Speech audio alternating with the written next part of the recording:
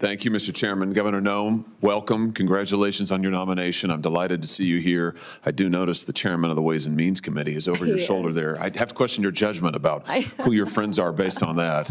The great chairman from the state of Missouri. It's fantastic to have you here. You know, the Department of Homeland Security is not particularly old, but you already have what I hope will soon be the distinction of succeeding the worst secretary in the history of the Department of Homeland Security. Alejandro Mayorkas has been an absolute disgrace to that department and frankly to this country.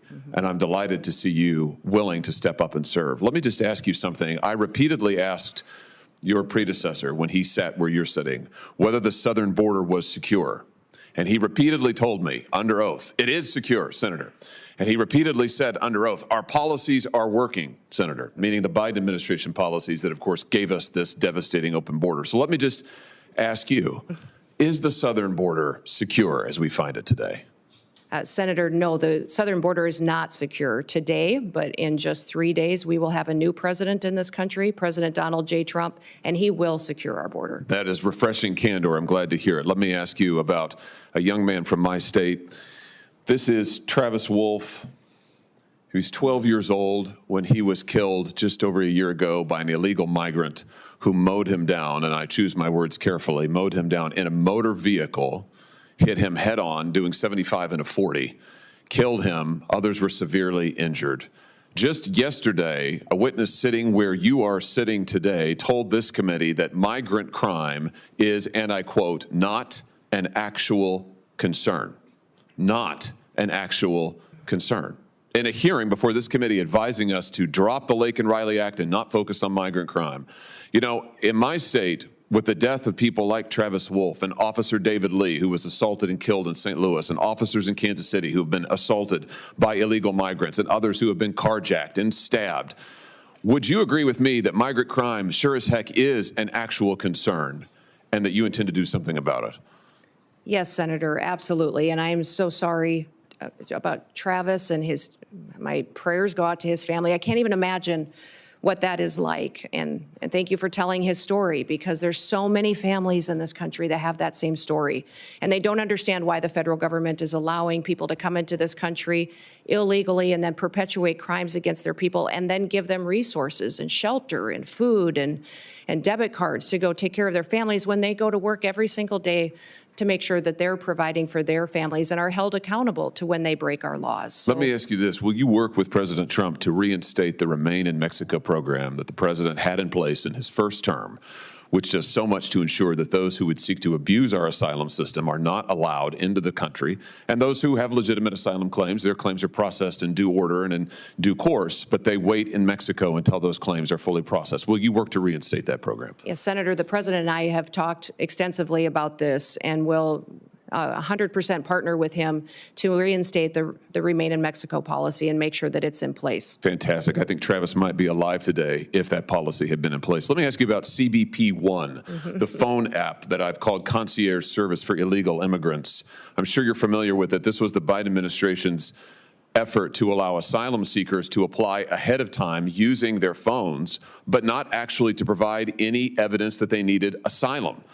There was a newspaper report, a press report that said the only problem with the app is it never asks users, are you seeking asylum? They don't ask for any asylum evidence. They simply release these so-called asylum seekers who use the app into the country on parole. Sometimes they're never given a hearing. The Inspector General actually did a report, a full investigation report on CBP One, and found that frequently users of this app were claiming the same addresses in the United States as their intended destination, even though they didn't know each other, they weren't family connections. In other words, it has been completely abused. And the idea that the federal government would pay for this kind of concierge service for illegals, I think, is outrageous. Will you end the use of the CBP One app? Yes, Senator, if confirmed, and I have the opportunity to be secretary on day one, CBP One will be shut down. There's data and information in there that we will preserve so that we can ensure we know who's coming into this country and who's already here. that we need to go find, but also we make sure that there's another program, CHNV, which I'm sure you're very familiar with, where our federal government actually paid to fly people into this country directly from other countries without any vetting or knowing who they are. So there's several of these programs that need to be eliminated, and we need to ensure that we're following legal immigration laws. I'm glad you just mentioned CHNV. This is this is a mass parole program. Of course, as you know, our law allows parole in only very limited circumstances. There are two circumstances, and it requires case-by-case evaluation.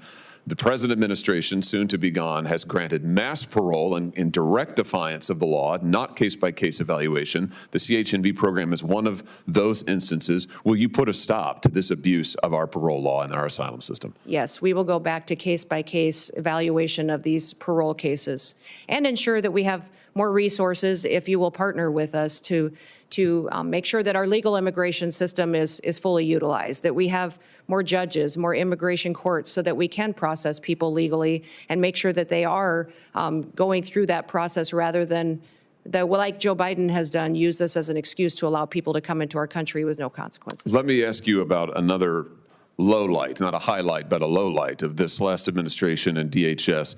Your predecessor, the current Secretary of DHS, established a disinformation board using taxpayer resources to police speech on the internet and elsewhere, to tag American citizens' viewpoints as either legitimate or not legitimate, and use the power of the state to censor them, including having them removed and perhaps penalized. This has got to be the darkest chapter, I think, in DHS's short history. He eventually withdrew the board under intense criticism, but has never fully repudiated it and never promised not to do it again. Will you pledge to us here today that under your leadership, there will never be a disinformation board or anything like it at DHS, and you will be a champion for the free speech and First Amendment rights of all Americans? Yes, Senator, there will not be a board such as that under my leadership at the Department of Homeland Security. Fantastic. Absolutely. Let me ask you in my remaining seconds just one more thing about the Secret Service. You've mentioned this, and I'm so glad that you did. This committee, and it has been bipartisan, this committee has done bipartisan work on the attempted assassinations, or the assassination attempts, I should perhaps say, of the former president, soon to be the future president, soon to be the president, President Trump. We were stymied at every turn. And I should use the present tense. We are currently being stymied at every turn by the current Secret Service leadership and, frankly, by the leadership of DHS, who have refused to turn over documents, who refused to make people available for interviews. We finally had to pass my own law in this committee, which we unanimously adopted, a law, a statute, mind you, which would require DHS and Secret Service to turn over relevant information to us about the assassination attempts. It's unbelievable. When you come to office, to this office, I hope very soon, will you pledge to us that you will open the books on all of the facts associated and around these assassination attempts, that you will make available to us and to the public, most importantly, all the facts so that we can ensure that this never happens again and that the needed reforms in the Secret Service are put into effect?